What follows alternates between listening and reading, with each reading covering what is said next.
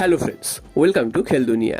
ডার্বির আগেই বড় সুখবর এলো মোহনবাগানে। মুম্বাই সিটি এফসি আজ জামশেদপুরের বিরুদ্ধে মাঠে নেমেছিল। তো সেই ম্যাচে মুম্বাই সিটি এফসি পিছিয়ে পড়ে কিন্তু এক গোলে ড্র করে শেষ পর্যন্ত, এবং যার ফলে মোহনবাগানের সামনে কিন্তু সুযোগ চলে এলো 1 নম্বরে উঠে যাওয়ার, যদি ডার্বি ম্যাচ তারা জিততে পারে। এবং সাথে সাথে এটাও কিন্তু একটা সুযোগ চলে এলো লিগ শিল্ড জেতার, কারণ মুম্বাই সিটি এফসি এবং উড়িষ্যা এফসি এই দুজনই কিন্তু মোহনবাগানের এই মুহূর্তে সব থেকে বড় প্রতিপক্ষ।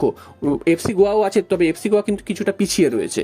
তবে এই দুটো দলই কিন্তু মোহনবাগানের থেকে দুটো করে ম্যাচ বেশি খেলে রয়েছে, এবং তাদের মুম্বাই 36 পয়েন্টে রয়েছে 18টা ম্যাচ খেলে, এবং উড়িষ্যা রয়েছে 18 ম্যাচ থেকে 35 পয়েন্ট নিয়ে। উল্টো দিকে মোহনবাগান কিন্তু 16 ম্যাচ থেকে 33 পয়েন্ট নিয়ে বসে রয়েছে 3 নম্বরে। তো মোহনবাগান যদি ডার্বি ম্যাচ জিততে পারে, সেক্ষেত্রে কিন্তু মোহনবাগানের সামনে শীর্ষস্থান দখল করার জায়গা চলে আসবে, এবং পাশাপাশি লিগ শিল্ড জয়ের দিকেও কিন্তু আরও এক ধাপ এগিয়ে যেতে পারবে মোহনবাগান। তো মোহনবাগান সমর্থকদের কাছে কিন্তু একটা খুবই ভালো খবর। এই মুম্বাইয়ের বিরুদ্ধে জামশেদপুর ড্র করেছে। জামশেদপুর জিতেও যেতে পারতো, যদিও চিমাচুকুকে একটা ভুল রেড কার্ড দেখানো হয়। সেটা না হলে কিন্তু জামশেদপুর জিতেও যেতে পারতো। শেষ মুহূর্ত তারা কিন্তু 10 জনে হয়ে যাওয়ার পর কিন্তু দুর্দান্ত খেলেছে।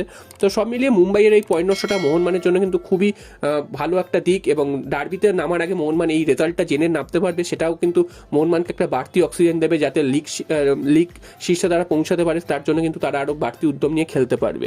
এরপর চলে আসি ডার্বির টিকিটের বিষয়ে। তোমরা জানো যে গত 2-3 দিন ধরে ডার্বির টিকিট নিয়ে চরম অব্যবস্থা টালবাহানা চলেছে।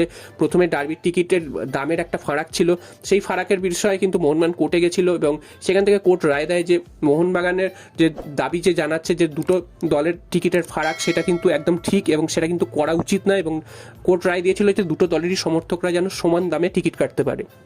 তো তারপরেই প্রশ্ন উঠেছিল, তাহলে কি ইস্টবেঙ্গল টিকিটের দাম কমাবে?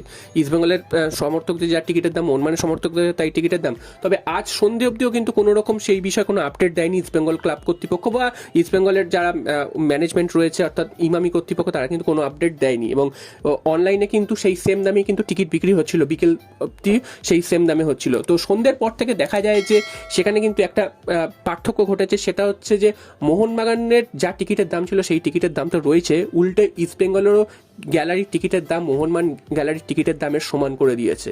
তো এই অবধি তো ঠিক আছে। তো তারপর দেখা যাচ্ছে যে ইস্টবেঙ্গল সমর্থকদের জন্য একটা বাড়তি কুপন কোড বুকমাই শোতে চালু করেছে, যেটা দিয়ে সেই কুপন কোডটা অ্যাপ্লাই করলে কিন্তু আগের যে দামে ইস্টবেঙ্গল সমর্থকরা টিকিট পাচ্ছিল, তো সেই দামে কিন্তু তারা টিকিট কিনতে পারবে। তো কোর্টের রায়ের পর কিন্তু ঘুরিয়ে তারা এইভাবে টিকিটের দামটা কিন্তু নির্ধারণ করেছে। এটা কিন্তু খুবই লজ্জাজনক ঘটনা। প্রথম কথা, দুটো দলের যে একটা ফারাক করা হয়েছে, এটা তো একটা লজ্জাজনক ঘটনা ডার্বির ইতিহাসে। এবং তারপরে যে এই কাজটি করলো ইস্টবেঙ্গল ম্যানেজমেন্ট বা ইস্টবেঙ্গলের যারা কর্তারা রয়েছে, তারা কিন্তু যে কাজটি করলো, এটাও কিন্তু একটা খুবই লজ্জাজনক, এবং ধিক্কার জানাতে হয় যে সমস্ত ফুটবল প্রেমীদের পক্ষ থেকে এই বিষয়টা নিয়ে ধিক্কার জানাতে হয় যে এই ধরনের কাজকর্ম তারা করে যাচ্ছে। এবং এখনও অবধি, পরশুদিন খেলা, এখনও অবধি কিন্তু কোনো ইনফরমেশন নেই যে টিকিট কোথা থেকে ছাড়া হবে, অনলাইন টিকিট কোথা থেকে রিডেমশন করা হবে, বা অফলাইন টিকিট কবে বিক্রি করা হবে। হাতে মাত্র একদিন রয়েছে। তো একদিনে যদি তারা করতে যায়, সেক্ষেত্রে কিন্তু বিশাল একটা প্রেশার হবে, এবং বিভিন্ন লোক বিভিন্ন দূর দূরান্ত থেকে আসে, তাদের একটা অব্যবস্থার শিকার করতে হবে। তো সব মিলিয়ে ইস্টবেঙ্গল যে পুরোপুরি ব্যর্থ ডার্বি আয়োজন করতে, সেটা কিন্তু পরিষ্কার হয়ে গেছে, এবং তারা কিন্তু কোনো রকম আগে থেকে ব্যবস্থা নেয়নি কিভাবে কি করবে। এখনও আজকে শুক্রবার হয়ে গেছে, কালকে শুধুমাত্র শনিবার, পরশুদিন ডার্বি। তো এখনও অবধি কিন্তু কোনো আপডেট নেই, কোনো অফিসিয়াল আপডেট আসেনি, কোনো কিছু নিউজ আসেনি এখনও অবধি।